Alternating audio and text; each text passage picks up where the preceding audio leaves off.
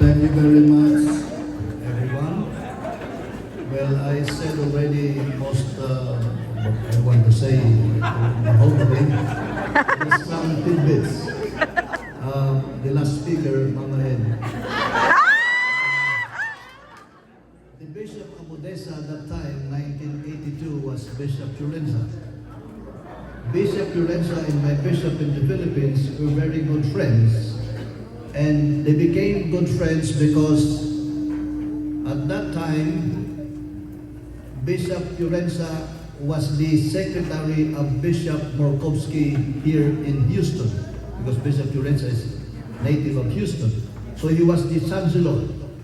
And that year, that time, Bishop Morkowski's home was broken into, and it seems that he put up a fight. And the intruder hit him with a hard object, and he was hospitalized. Now, while he was in the hospital, there were confirmations scheduled, and that time there was no auxiliary bishop, and there was no delegation yet to some other priests.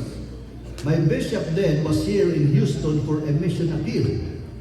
So now, of course, the mission appeal, this is a program of the whole church here in the United States, where parishes or dioceses from other countries, especially third world countries, Latin America and Asia, they apply for a mission appeal. You find it in our parishes when during summer they have a special guest, a sister or a priest, is speaking about the programs in their diocese, and then the parish contributing, having a special collection to help those needs. Now, my bishop at that time was making a mission appeal here in Houston, and so the diocese knows that there is a bishop around. So they called him, and Father Chulenza, who was the secretary of Bishop Morkowski, said that okay, we will take care of your mission appeal. The pastors there will speak for your needs, but do the confirmation that Bishop Morkowski was scheduled. So my bishop and Father Chulenza then, he was the driver. That's why they had a lot of time talking together. So they became good friends. That was in 1977. 1979, Father Chulenza became a bishop of San Angelo Diocese. He was assigned there. And my bishop, I was the diocesan director of catechetics. So my bishop told me, why don't you, because when I asked permission for him after 10 years of priesthood, I said, I want to visit my sister, from his brother here. They were living in California. I said, I wanted to visit the United States after 10 years of priesthood. He said, why don't you stay there for a year and then visit your sister and then stay with my friend bishop? And so that's why he sent me to San Angelo to kind of find out some programs which we might be able to use in the Philippines. So I stayed in San Angelo Diocese for a year, and I was assigned at St. Mary's Church in Odessa, where they are, my friends here, who did not seduce me. And they were very good friends, and they were just, they didn't even know how to drive yet. I was their driver when I was there for the time. Right? And after a year, I went back to the Philippines, and I lost contact with Bishop Chulenza because, And then, in 2000, I was here for a mission appeal, and Father Nick, being my classmate, invited me to stay every now and then in the rectory. And that time, 2000, it was my 30th year as a priest. And I was looking for a sabbatical for a year. So I told my bishop, it was now a different bishop, because the friend of Bishop Chulenza has already passed away. So I asked for a sabbatical, and I planned to have the sabbatical for a year in San Angelo, because the Vicar General there and my former pastor, they were my good friends, Anglo, and I said I will be assigned, and I was looking at the directory. There were several parishes in San Angelo Diocese with no priest. a deacon takes charge of them, or a priest takes charge of 2 or 3 parishes. I said, if I go there, I will become right away a pastor, right? Without adjusting to being an assistant. So I already applied for San Angelo, and there was already an acceptance. And then, while I was with Father Nick, there was this Asian Mass that we have here in the diocese. You know, remember, every October or September, they have an Asian Mass. This past year, they had it, I think, at the Incarnate Word, right? You know, the Asians, the Filipinos, Chinese, Korean, they have the Asian Mass. And that time, 2000, the Asian Mass was held at St. Thomas. Yeah. And Father Nick invited me to go with him to attend the Asian Mass.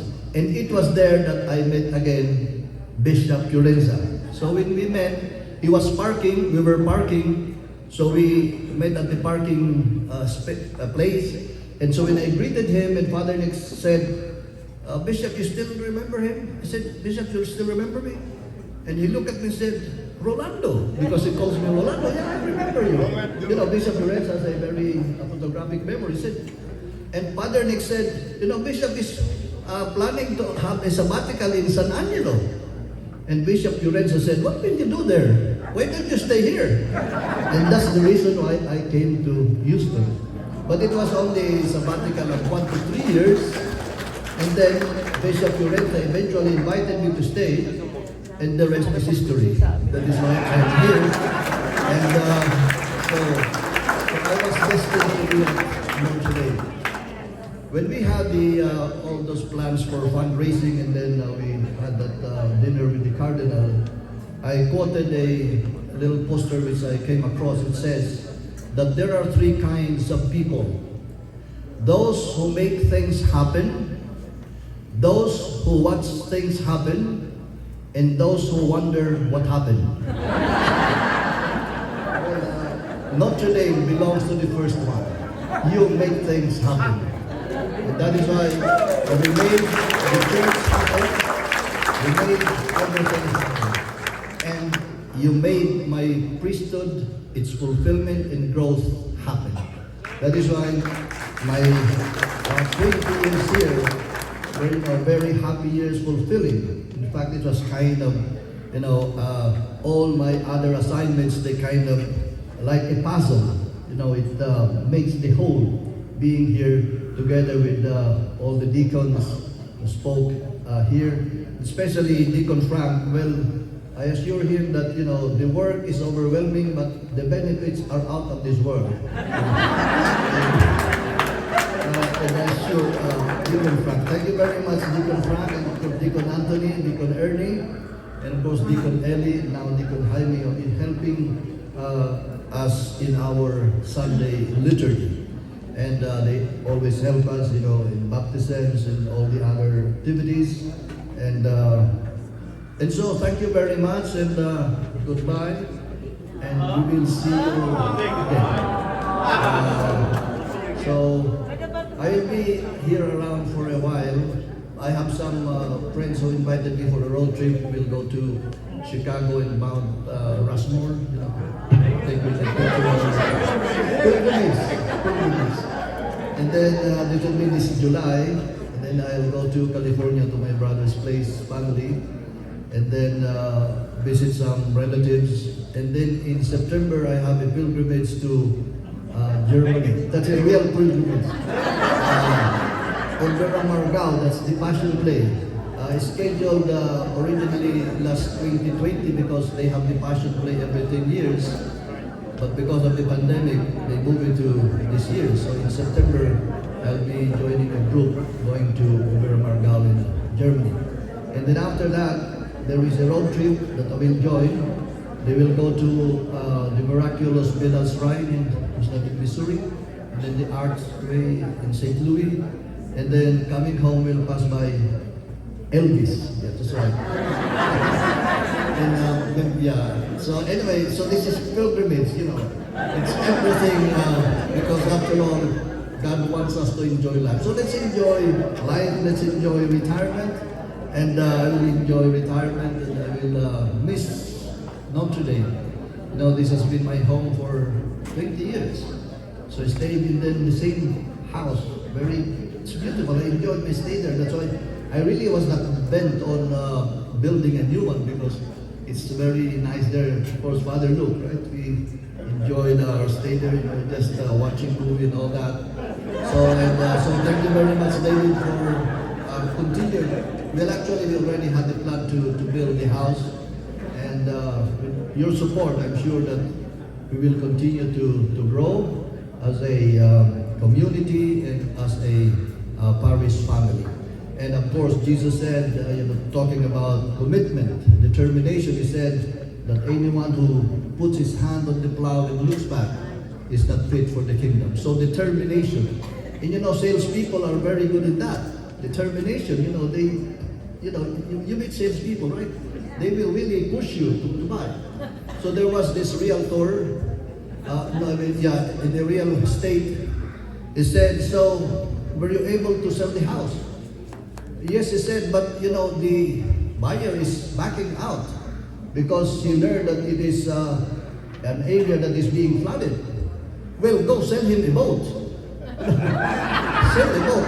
It's not only the land, but so that's determination, right? That is the determination that all of us are called into.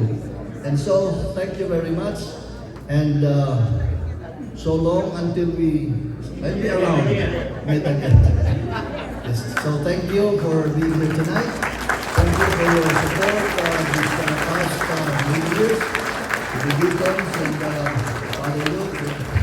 I have three friends here, Father Greg Mirto, who himself is retired.